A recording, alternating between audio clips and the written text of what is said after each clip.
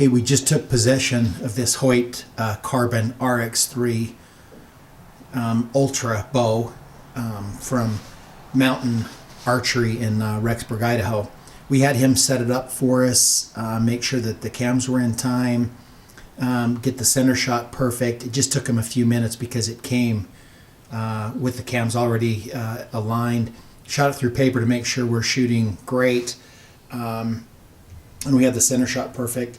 Just a couple of things I wanted to point out to you on this bow before we go through shooting it. We're going to shoot it 100 times in kind of warm indoor weather, 100 times in mild weather, and then 100 times in cold weather. And you'll see that we've done that.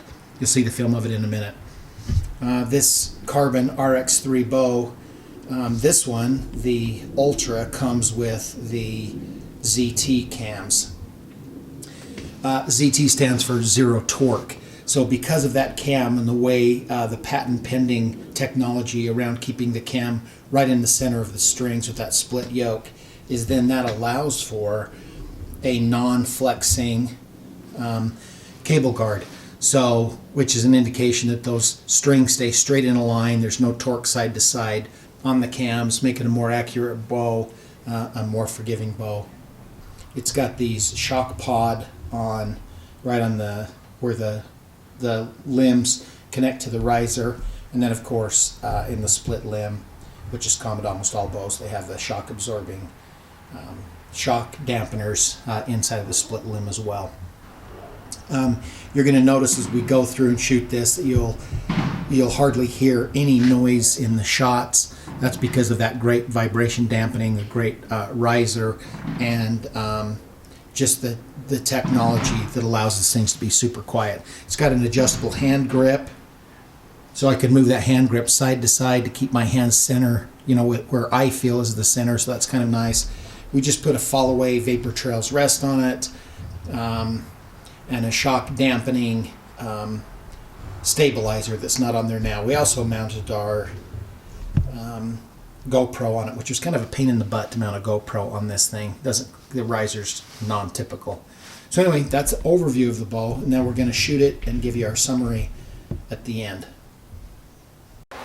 We've got this bow set up at 60 pounds. It came at 70 pounds, and at 70 pounds, as I mentioned earlier, with long arrows, 29-inch gold tip, 300 splined arrows with 125 grain tip on it, so a pretty heavy arrow. We're getting right at 300 feet per second, which is about the best we've gotten with any bow with that at 70 pounds with that heavy of an arrow. I've dropped it down to 60 pounds, ran it through the chronograph, and at 60 pounds it did drop at about 10 feet per second. So we're shooting about 290 feet per second.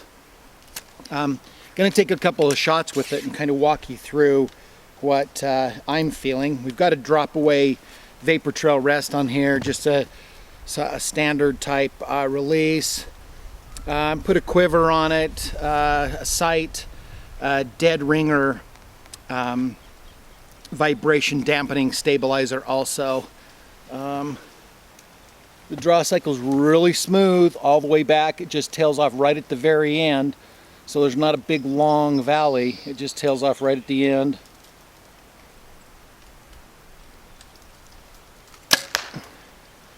Bullseye, by the way. Completely dead in your hand. Little to no vibration at all. There's no way to get away with no vibration, but probably the best of any bow that we've shot. That carbon really does absorb a lot of the vibration that you normally feel, and it has a lot of dampening points. The dampening in the limbs, both places. The little dampening tabs down here that handle some of the vibration. I'm going to draw it back and let it down for you. That's something that drives me crazy about some bows. I'm out hunting, I draw back, I don't have a shot, so I have to let down. Some bows I almost have to push it forward to let it down. Not on this bow. It has a really nice, easy let down that's not going to yank the thing out of your hands and frankly scare the crap out of you. So going to take one more shot with it. Like I said, that pulls, boom, and then hits into that valley right at the end. Easy to hold back with a lot of let off. Very easy to aim.